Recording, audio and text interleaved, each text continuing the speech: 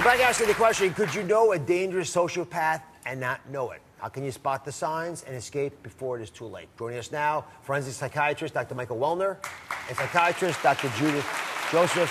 They have both worked with the most depraved criminals. So Dr. Joseph, let's start with the definition. Sociopath versus psychopath. How do they differ?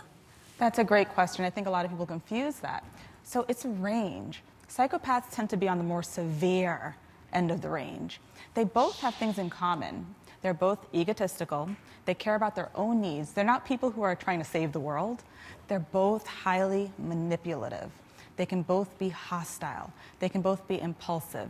And they have a difficult time putting themselves in other people's shoes, something that we call empathy. So there are some differences. Psychopaths tend to be very calculating. When they commit a crime, they plan it out. They get a rush from that.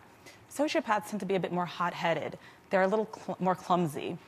Psychopaths cannot feel remorse. They lack conscience. And it makes sense that they're this way because they have a hard time attaching to people. So if you can't attach to people and you hurt them, will you feel remorse? No, doesn't make sense.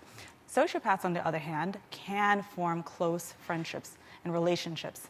And thus, when they hurt people, they can feel remorse. So John grew up in a broken home, had a very crazy background, probably had a criminal record. And he also often bragged about his family's alleged ties to the mafia. He bragged about it. Mm-hmm. And so thought he took pride in that. So, Michael, explain, Dr. Wellner, what is it about him that might make you think he's a psychopath? And what does his past history teach you about whether that's the correct diagnosis for him? All psychopaths have sociopathic qualities, but psychopaths have personality qualities that are very distinctive and unusual. His history provides us somebody who is very smooth-tongued, voluble, schmoozer, the kind of person who could talk anyone into anything. He did. Talk to the lawyer, the therapist, everyone was talked into it. That's with right. Deborah. And so just because someone's a smooth talker, it doesn't make him a psychopath. But psychopaths have an exquisite ability as smooth talkers. And then there's the grandiosity. The claims of this, the claims of the mafia, the claims of Iraq. The grandiosity is another distinctive quality of psychopaths. And then, and I think that this is perhaps more pertinent to all of us, there are people who lie. There are people who lie who don't have a personality disorder.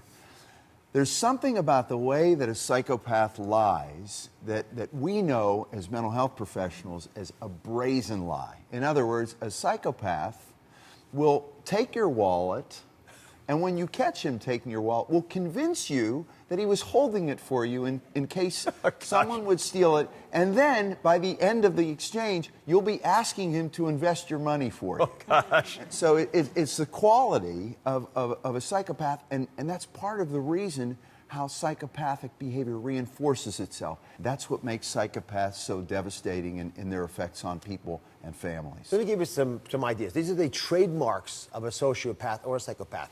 Lack of empathy, callousness, right? Superficial charm, deceitfulness, like when he claimed to be a doctor and he wasn't. These are not small lies, they're big lies. So, Deborah, if you look at this word cloud I put behind me here, look at all those traits. Does that sound? They're all him.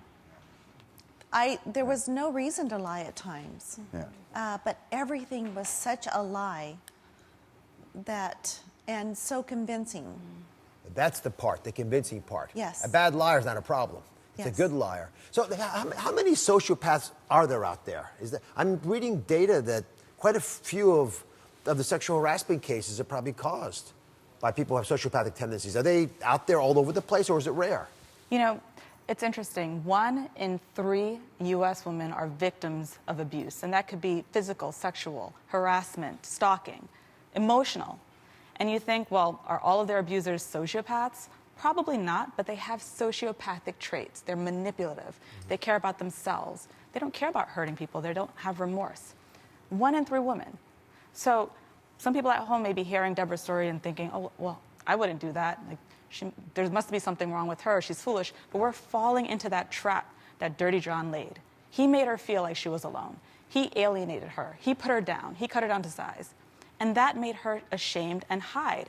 And the one thing you can do to get back at a sociopath is to out them. And that's what she did. When she broke her silence, She took back her power, and he lost his. So, Dr. Wellman, to put a number on this, I've read maybe 1 in 25 people is a sociopath.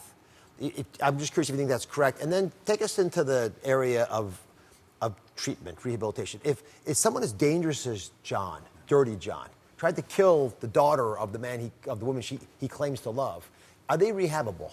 Well, first of all, they call psychopathy the mask of sanity. A person who looks completely normal. That's great. Well, no one runs around with a sign on their forehead saying I'm a psychopath. But that is what's so remarkable, is that they come across as normal. It's the mask of sanity. Now, as for rehabilitation, in my experience, and I've had some fascinating stories of how psychopaths were managed. It's not about rehabilitating psychopathy, because you're talking about changing a whole perspective. It's about managing it so that it's not so toxic and destructive to everyone around them. And believe it or not, I think, based on my experience, that religion is actually the most capable option, because the psychopath truly believes they can fool all of the people all of the time because they feel they're that smart. If you can get them to genuinely, underlining genuinely, tap into the idea of a creator and a higher power, that's someone great enough for them to believe is smart enough that they can't fool. Dr. Joseph, in addition to getting them religion, if someone right now is watching, and there are quite a few who all of a sudden it's dawning on them that there's someone around them, maybe someone very close to them is a psychopath or a sociopath, and they might be dangerous, like we just witnessed with Deborah and Tara, what should they do? You know, it sounds like if you're waiting for a sociopath to change their mind or change their agenda, good luck. Don't hold your breath. You really have to look for the signs. This person built Deborah up. He made her feel like she was the greatest thing since sliced bread. All the while, it was a manipulation. He knew he was just waiting to cut her down to size. And then what did he do? Divide and conquer. He pulled her away from the people that she loved and who loved her and cared about her.